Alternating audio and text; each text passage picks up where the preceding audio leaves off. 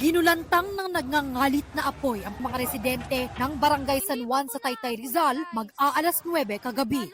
Nasa loob kami, hindi namin alam na nasusunog na pala dyan sa likod.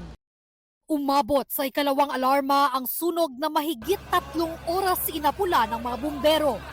Halos 50 fire truck ng BFP at mga fire volunteers ang rumisponde sa sunog. Medyo dikit-dikit po kasi yung mga establishment natin. So factor din po siya na mabilis pong kumalat yung apoy. Ang tinitignang pinagmulan ng sunog, isang sash factory kung saan maraming nakaimbak na kahoy. Ang may-ari nito kaanak ng isa sa mga abalarin na rumisponde sa sunog. Nilamon rin ng apoy ang ilan pang pag-aari at negosyo nila. Wala po akong ibang makita kundi yung pamilya ko lang na mailabas po dun sa nasusunog po naming bahay. Sobrang hirap po. Hindi ko po alam kung paano kami magsisimula ulit. Walang naitalang sugatan o nasawi mula sa sunog.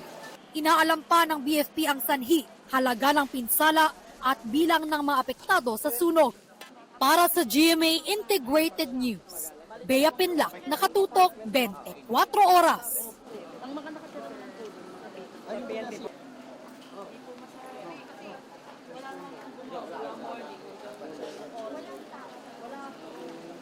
Mga kapuso, patuloy na tumutok sa mga balita. Mag-subscribe sa GMA Integrated News sa YouTube.